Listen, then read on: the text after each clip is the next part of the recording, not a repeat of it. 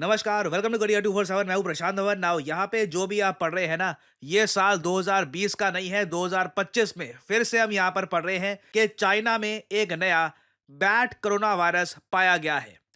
Wuhan की laboratory में। जी हाँ, सब कुछ सेम, मतलब literally everything is the same. Wuhan जो चाइना का एक शहर है बहुत बड़ा, वहां पर एक लेबोरेटरी है, वुहान लैब, जिस पर काफी बार आरोपी लगे हैं कि इनिशियली वायरस यहीं से लीक हुआ था। फिर से यहां पर एक कोविड 19 लाइक बैट वायरस पाया गया है। यहां पे आप देख पाओगे और दुनिया भर में आप देखोगे, इस पे आर्टिकल छप रहे हैं कि covid 2.0 Chinese lab finds new bad virus with potential to cause pandemic. Initially ये न्यूज ब्रेक करी थी अमेरिकन मीडिया ने कि कोविड लाइक बैड वायरस ये मिल चुका है रिसर्चर्स को चाइनीज लैब में। हालांकि ये मुझे ऐड करना पड़ेगा, इस वायरस में पोटेंशियल है कि ये एनिमल से ह्यूमन बींग में जा सकता है, मगर अभी तक for the time being human beings में ये वायरस देखा नहीं गया। बट ऑलरेडी हम देख रहे हैं कि चाइना में वैक्सीन के जो स्टॉक्स हैं ये बढ़ने शुरू हो गए हैं। एक्चुअली ना सिर्फ चाइना में, दुनिया भर में आप देखोगे जो वैक्सीन स्टॉक्स हैं इनमें बढ़ोतरी हो रही है, क्योंकि कुछ पता नहीं अचानक से मान लीजिए कल परसों न्यूज आती है कि ये जो वायरस है ये फैलना शुरू हो गया है, वुहान में फिर से केसेस मिले हैं, तब हम क्या करेंगे। और यहाँ पे आप देख पाओगे पूरी दुनिया, चाहे यूके का media, Indian media, US media, हर जगह आपको सेम हेडलाइन मिलेगी, China finds new corona virus that can infect human just as covid 19 did. ना एक बार को यहाँ पे आप पूछ सकते हैं कि अचानक से दुनिया भर का मीडिया इसको इतना ज्यादा कवर क्यों कर रहा है। अभी तो वायरस बस मिला है ना, वुहान जैसी सुरक्षित लैब में ये वायरस है, तो डर की क्या बात। देखो, डर की बात यही है, यहाँ पर लास्ट टाइम अगर हम देखें, आपको याद होगा पिछली बार जो ये कोविड 19 पैंडेमिक आया था, ये 5 साल 2 महीने 2 हफ्ते 5 दिन पहले आया था, और ये पैंडेमिक चला था 3 साल 3 महीने तक। दुनिया भर की इकोनॉमी को कंप्लीटली ट्रांसफॉर्म कर दिया इस पैंडेमिक ने। कई बिजनेसेस बंद हो गए, कई लोगों की जान गई, और कई एस्टिमेट्स के हिसाब से 18 से लेकर 30 मिलियन लोग मारे गए थे कोविड 19 पैंडेमिक में। और उस वक्त आप अगर देखो इस पैंडेमिक की शुरुआत कैसे हुई थी, इसको लेकर दो थ्योरीज हैं। पहली थ्योरी ये है कि वुहान में कोई चमगादड़ था, उसमें यह वायरस डेवलप हुआ, फिर चमगादड़ से ह्यूमन बींग में पहुंच गया ये वायरस, फिर लगातार फैलता गया। दूसरी थ्योरी ऑफ कोर्स यहां पर यह भी है कि ये पैंडेमिक वुहान की लैब से लीक हो गया था।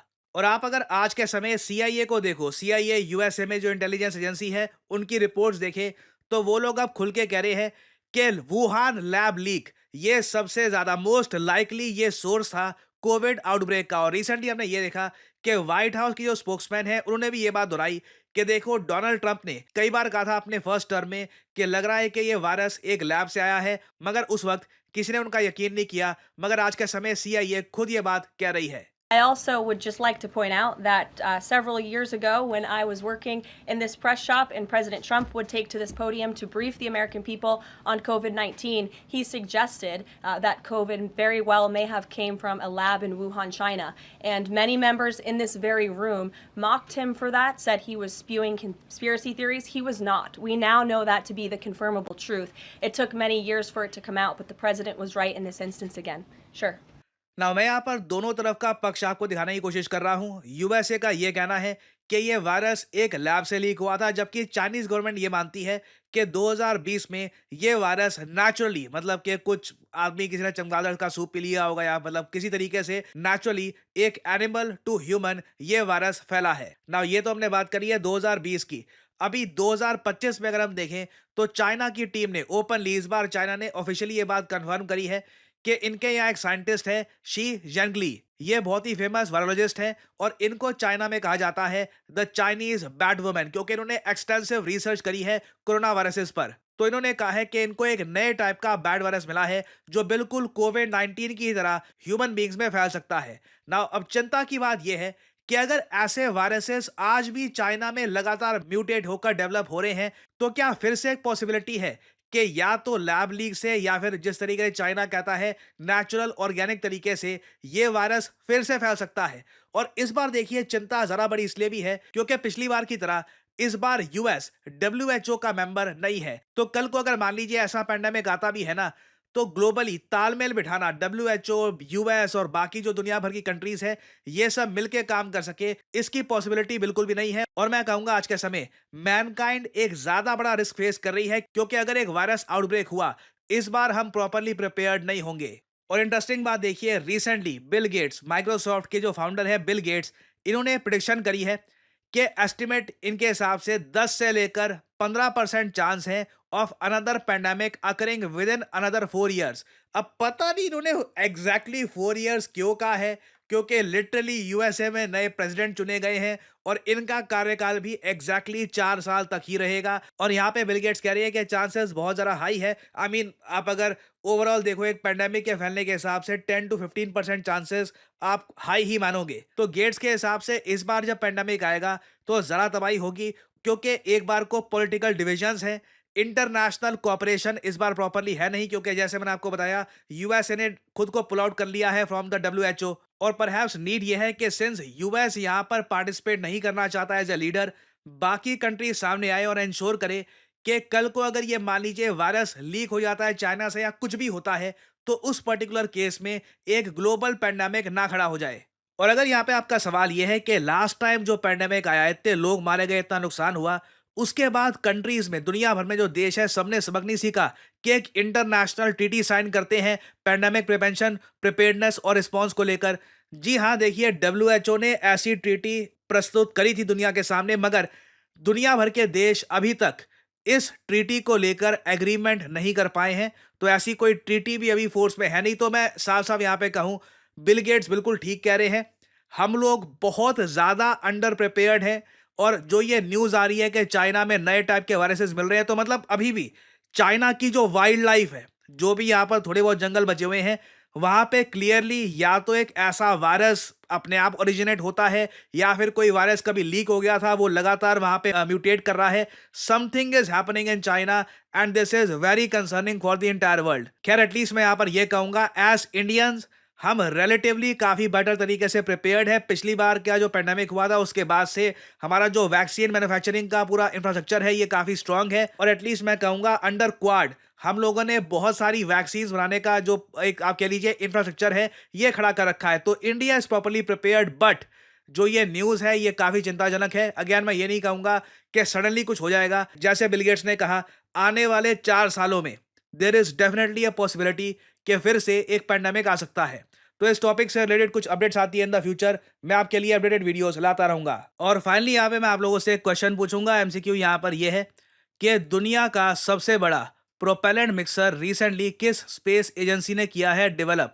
ये है यहाँ पे आपकी options, NASA, space x, ISRO या फिर रॉसकॉस्मोस। कमेंट सेक्शन में करिए उत्तर। जो लोग देंगे सही आंसर उनकी कमेंट को मैं दे दूंगा हार्ट, ताकि बाकी लोग समझ पाए कि सही उत्तर क्या है। और फाइनली यहाँ पर मैं ये भी ऐड कर दूं कि हमारा जो डेटा एनालिटिक्स का कोर्स है ये 22 फरवरी से स्टार्ट हो जाएगा और इसकी लिमिटेड सीट्स हैं। अगर आप एनरोल करना चाहें तो आप एनरोल कर सकते हैं यहाँ पे पिन कमेंट में जाकर, ठीक है। 22 is the last day to enrol. I am sure आप सब लोगों ने एक बहुत ही फेमस कोट सुनी होगी, data is the new oil. Well, अब इसका एक अपग्रेडेड वर्जन आ गया है। Data is not just the new oil, data is the new soil as well.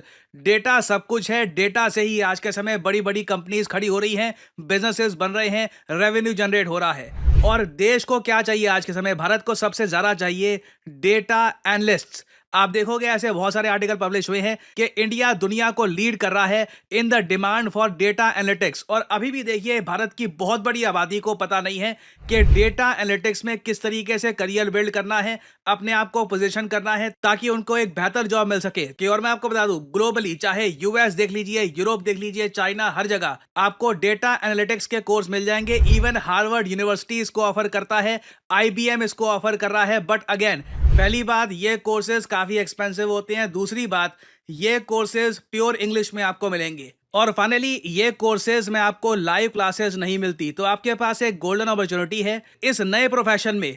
Early start करिए विद करियर 247।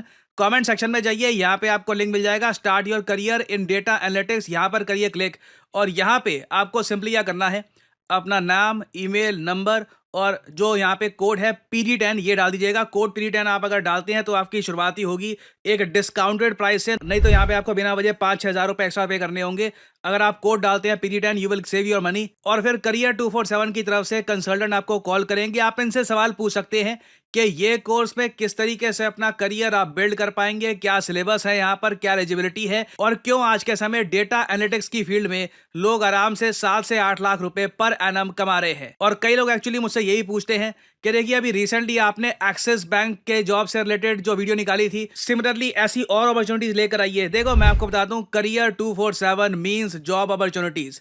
मैं आपके लिए फ्यूचर में बहुत सारे इंडिया के जो लीडिंग बैंक्स हैं इनके प्रोग्राम्स लेके आऊंगा कि यहाँ पर एज मैनेजर्स आप कैसे काम कर सकते हैं। हम डेटा साइंटिस्ट और वेरियस और कोर्सेज पे भी काम कर रहे हैं जो हमारे देश की एक बड़ी आबादी को स्किल करे और उनको जॉब रेडी बनाए, क्योंकि आज के समय सिंपल ग्रेजुएशन डिग्री काफी नहीं है। अगर आपको भीड़ में स्टैंड आउट करना है, अलग दिखना है, you need to have something else.